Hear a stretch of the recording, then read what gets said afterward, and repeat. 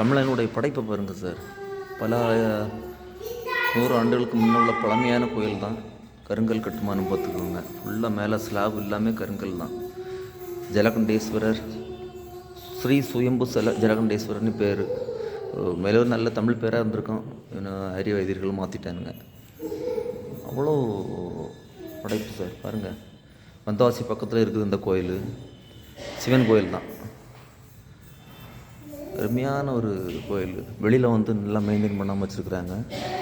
உள்ளுக்குள்ளே நல்லா இருக்குது பாருங்கள். பார்க்குறதுக்கு அருமையாக இருக்குது கட்டுமானம். இதான் கோயில் கிரகப்பிரவேசம் உள்ளே இருக்குது. இதெல்லாம் பார்த்தீங்கன்னா கீழே அந்த ஃப்ளோரே பார்த்தீங்கன்னா கருங்கல் கட்டுமானம் தான். அவ்வளோ நல்லா இருக்கும் பார்க்குறதுக்கு பாருங்கள்.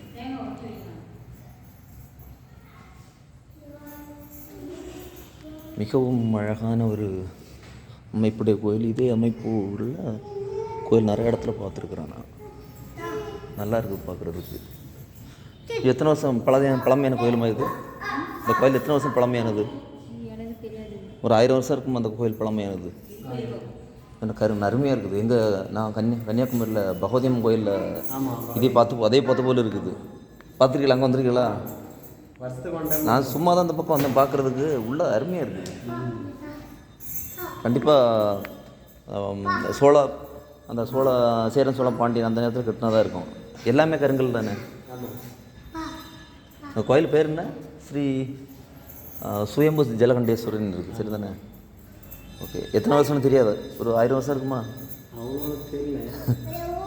அங்கே ஏதாவது வச்சுருப்பாங்க ரெக்கார்டு, நமக்கு தெரியல. வெளியில் அந்த இது பார்த்தா தெரியும். நல்லா இருக்குது பாருங்கள் இந்த கட்டுமானம்லாம். இப்போ நான் வெளியில் வந்துட்டுருக்குறேன். இது மிக சிறப்பான ஒரு அமைப்புடைய கோயில். வந்தவாசி இல்லை, வெளியில் உள்ள அந்த இது கோபுரம் இதுதான். அந்த கொடி கம்பம், அப்புறம் வழக்கமாக இருக்கக்கூடிய அந்த பக்கமாக இருக்குது. அந்த கோயிலுடைய தொடர்ச்சி இங்கேயும் இருக்குது.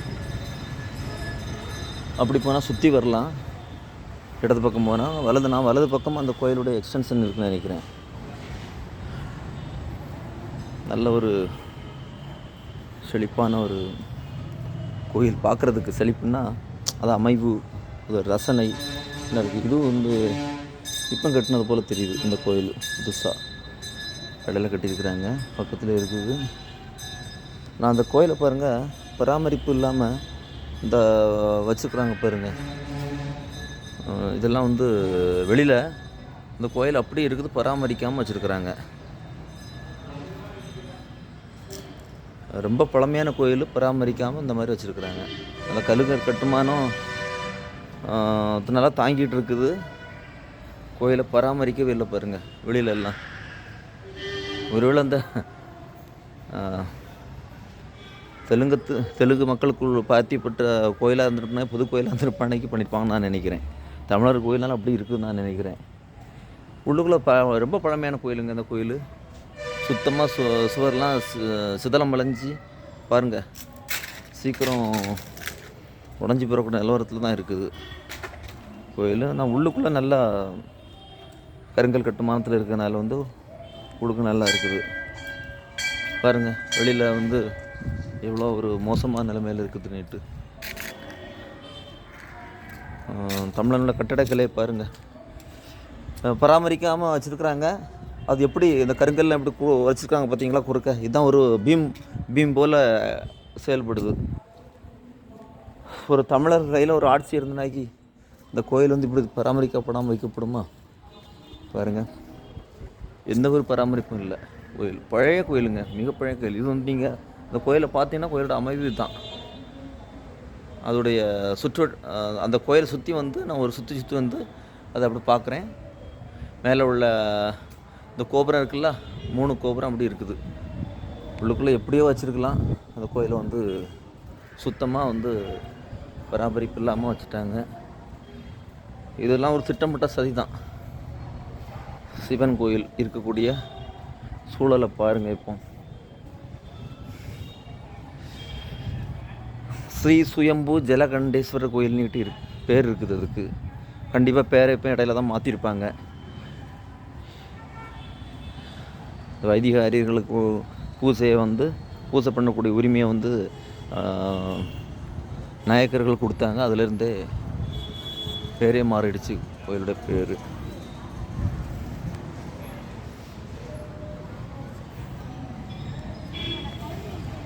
மக்களும் நிறைய பேர் வர்றாங்க. ஆனால் வந்து யாருமே இந்த கோயிலுடைய பராமரிப்பை பற்றி ஒன்றும் ஸ்ரீ மணிகண்டா சிவா சங்கம் இந்த மாதிரிலாம் வந்து வெளியில் இந்த கோயிலுக்குள்ளே இதை ஒட்டி வச்சுருக்குறாங்க. ஒரு அமைப்பு இருக்குன்னு நினைக்கிறேன். கோயில் பாருங்கள் எப்படி இருந்த கோயில், ரொம்ப பழமையான கோயில், எல்லாம் அப்படி சிதலம் அடைஞ்சிருக்கு பாருங்கள். உள்ளுக்குள்ளே மட்டும் கட்டுமானம், பழைய கட்டுமானம்லாம் நல்லா இருக்குது. வெளியில் ஒரு ரீபெயிண்ட் கொடுத்து அப்படிலாம் ஒன்றுமே இல்லை, செப்பனிடவே இல்லை, அதை பாதுகாக்கவே இல்லை பாருங்கள். கேமரா மட்டும் வச்சுருக்குறாங்க. நம்ம சங்கி ஸ்டாலினுடைய ஆட்சியில் கேமரா மட்டும் இருக்குது, அதுவும் ஒர்க் ஆகாமல் தெரியல. எப்படி வந்து சிதலம் அடைஞ்சிருக்குன்னு பாருங்கள் இந்த கோயில். நான் 2வது வருஷம் தூக்கி வரேன் பாருங்கள். எனக்கே இதை பார்க்குறதுக்கு ஒரு பரிதாபமான சூழலில் நான் அதை உணர்கிறேன். மிகவும் ஒரு வருத்தத்துக்குரிய ஒரு பதிவு இது. முதல்ல கோயில் உள்ளே போயிட்டு நல்லா இருந்தது. வெளியே வந்து நான் சுற்றி பார்க்கும்போது தான் அதனுடைய உண்மையான தோற்றங்கள்லாம் தெரியுது. மிக பழமையான ஒரு, கண்டிப்பாக சோழ பரம்பரையில் கட்டப்பட்ட கோயிலாக இருந்திருக்கணும். ரொம்ப பழமையான கோயில் உள்ளுக்குள்ளே. சரி, இதை வந்து பொதுமக்களுக்கு ஷேர் பண்ணுறேன். கொஞ்சம் பார்த்து முடிஞ்சுன்னா ஏதாவது செய்ய முடியும்னா செய்யுங்க. நான் இந்த ஊரை சார்ந்தவன் கிடையாது. இது வந்து நான் இந்த கோயில் இருக்கிற இடம் வந்து வந்தவாசியில் அந்த பக்கத்தில் அந்த Akilandeswari arts and science college இருக்குது. அதுலேருந்து ஒரு 2 கிலோமீட்டர் இந்த கோயில் இந்த பக்கம் வரணும். அதாவது பஸ் ஸ்டாண்ட் பக்கம், வந்தவாசி பஸ் ஸ்டாண்டு பக்கத்தில் இருக்குது, பேருந்து நிலையம் பக்கத்தில் இருக்குது. பேர் ஸ்ரீ சுயம்பு ஜலகண்டேஸ்வரர் நீட்டு உள்ளுக்குள்ளே போர்டு வச்சுருக்குறாங்க. ஆமாம் பாருங்கள், இந்த போர்டை பாருங்கள்.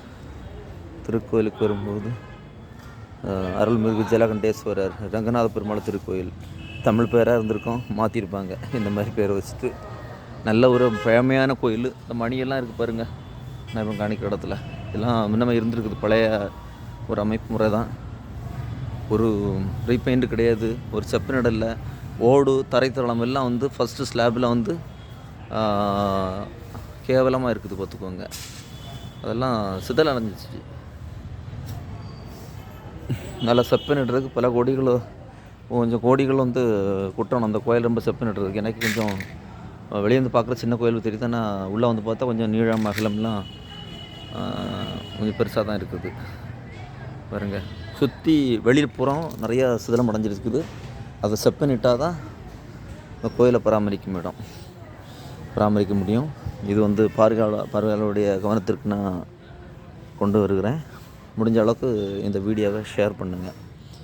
இன்றைக்கி இந்த கோயிலும் இந்த மாதிரிப்பட்ட கோயிலுக்கு நம்ம வரும்போது அதோடைய கட்டுமானம், அப்புறம் கீழே நடந்து வரக்கூடிய ஃப்ளோர்லாம் பார்த்திங்கன்னா கல், அதெல்லாம் உடம்புக்கு ரொம்ப நல்லது, பாதத்துக்கு மிக சிறந்தது. நிறைய வந்து இந்த அக்குபஞ்சரில் பார்த்திங்கன்னாக்கி நல்ல ப்ரெஷர் காலில் அப்ளை ஆகும். நல்லா வந்து பார்த்திங்கன்னா உடம்புக்கே நல்ல ஒரு இது தான். இப்போ அந்த கோயிலை விட்டு வெளியில் வந்துட்டேன், சரிங்களா? இதுதான் வெளி அமைப்பு. வெளியிலேருந்து பார்த்தா இப்படி தான் இருக்கும்.